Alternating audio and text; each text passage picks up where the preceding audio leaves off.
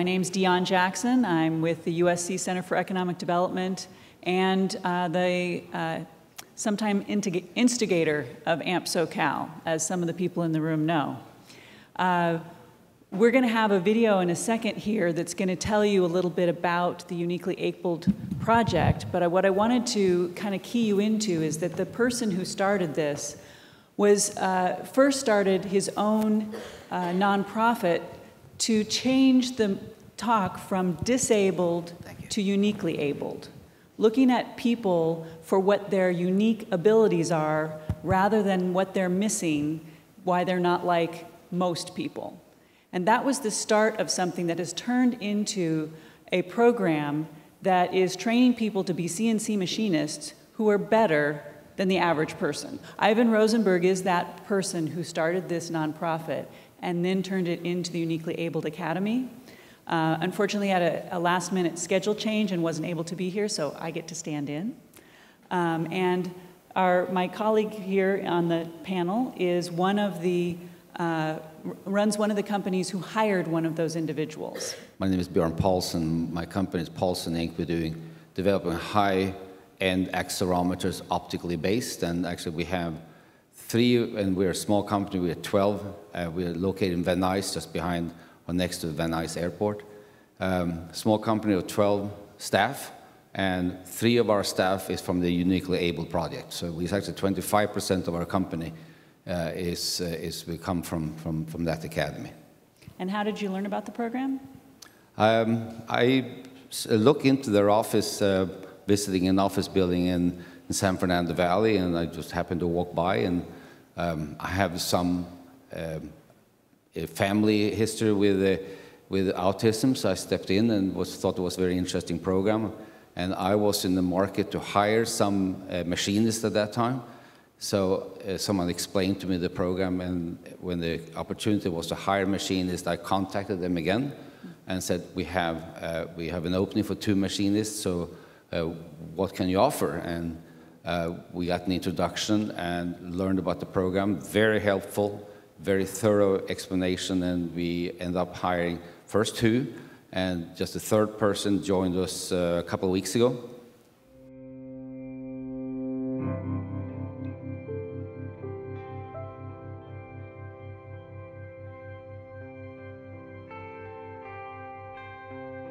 I met Tyson over 6 years ago. You know, I could barely get a hello out of the guy. He just always had his head down in the machine.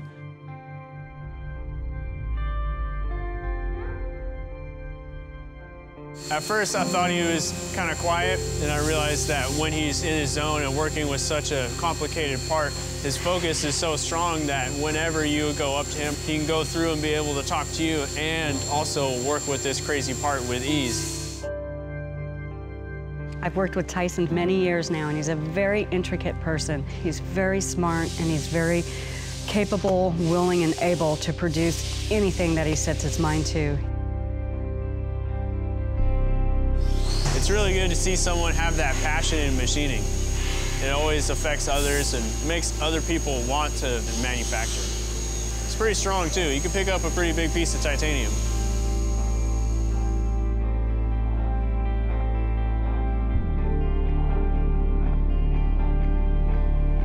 He has come so far since I met him, and now he's programming and running some of the craziest rocket parts that I've ever seen, and I'm really proud of the guy.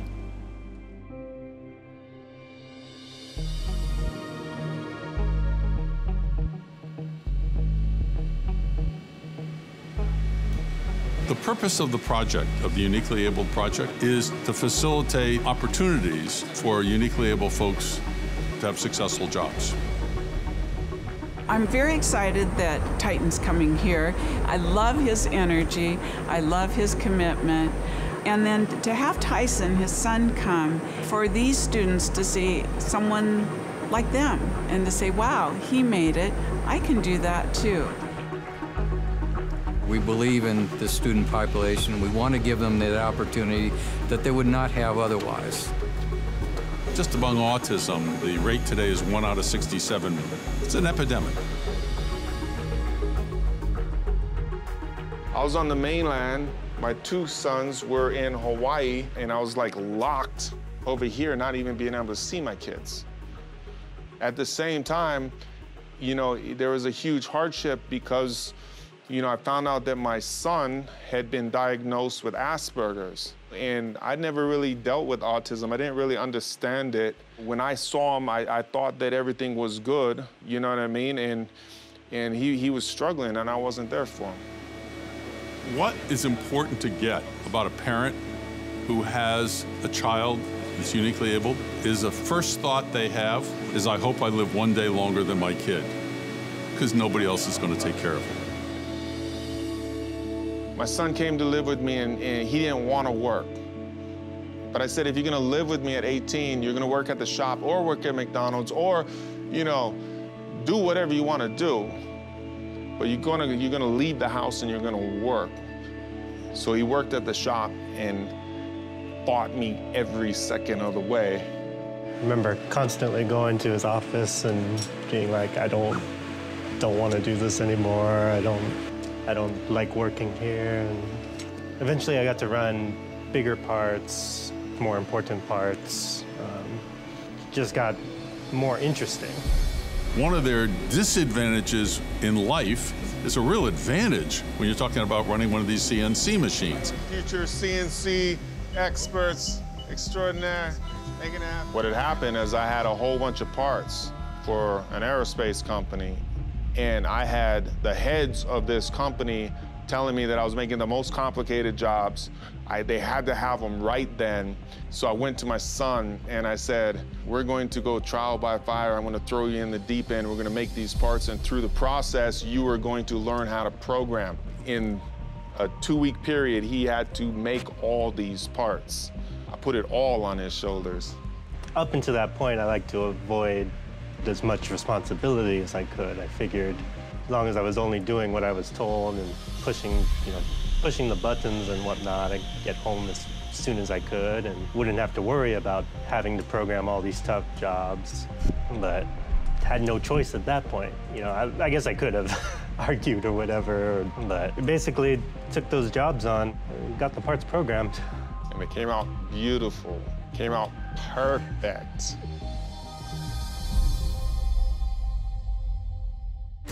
What if learning CNC didn't have to be so difficult? Jacob? What if you could instantly get an answer to any question about CAD/CAM and CNC? What if technology allowed you to go from an idea to a finished part, all before lunch? What if one new idea, one new technique could change the future of your entire shop? And what if all of this was available for free to anyone, anywhere, online? Thousands of projects, prints, setup sheets, and downloadable files, video tutorials, inspiration, and much more. Take your CAD, CAM, and CNC abilities to another level. Welcome to Titans of CNC Academy. Boom!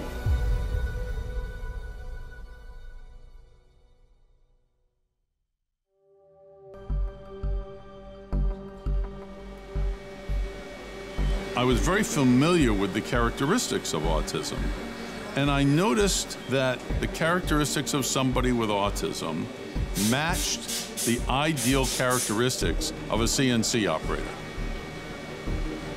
I mean, very simply, you want somebody who's really good working it alone. You've got to have somebody who's really good working with a computer and is comfortable thinking like a computer, if you want to use that phrase. I really like machines and technology and anything having to do with it. And the fact that this is a really more hands-on class just makes it more fun. And I love it already. I don't have much of like a working set memory or short term, so I store my ideas in physical objects. Making stuff works so much better for me. You know, I'm pretty much good with computers already, but this goes beyond computers, and it's something, I mean, it's still something I'm familiar with, but at the same time, it's something I'm learning that's pretty much brand new to me. As long as we look at people through this lens of disabled, they're going to be held in a box, and they're not going to be able to be fully productive and contribute either themselves or society. So we need a new word. And that's where I coined the word uniquely abled. It is very rewarding, I have to say, to work with these uniquely abled students. I have discovered they are more brain than we think that they would be. Today, you know, this industry has given him something that not only he enjoys, but it pays his bills. And I'm incredibly proud of Tyson, because when people saw him only on a computer, when they saw him not wanting to do anything or socialize with the world, they thought that he wasn't capable.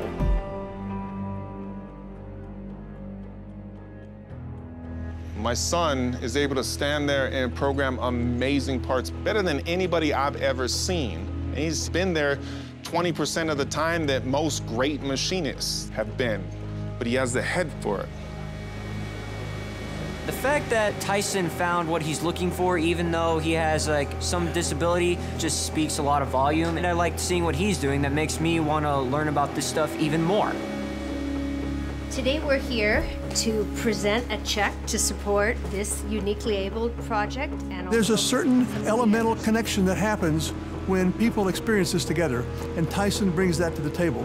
And that's why I'm here today, is not only to support this, but express my gratitude for all he's doing.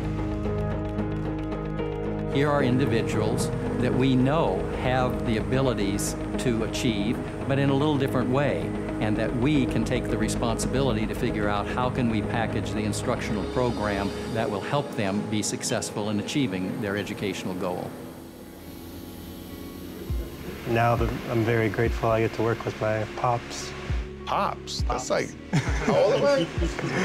But now I enjoy coming to work. I enjoy seeing my dad and working with him, and it's great. And I get to make cool stuff every day. So just because you feel uncomfortable, like this right here is where you can excel, and then you'll realize that I can do anything. I just needed that confidence. I can make an amazing part. I can do it fast. I can solve problems because I'm an awesome individual with awesome talents and awesome gifts, and nobody's like me. I'm special. Take a look at that. Oh, man, that's awesome. It just became more beautiful to me. You should put it on a chain, man. I know. Like chains coming from here, just like.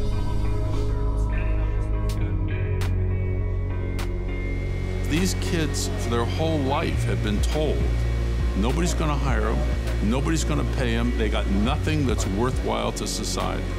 And all of a sudden, they're in a job where they could be the best. Because of their innate way of operating, they're naturally better than you and I. That's pretty cool.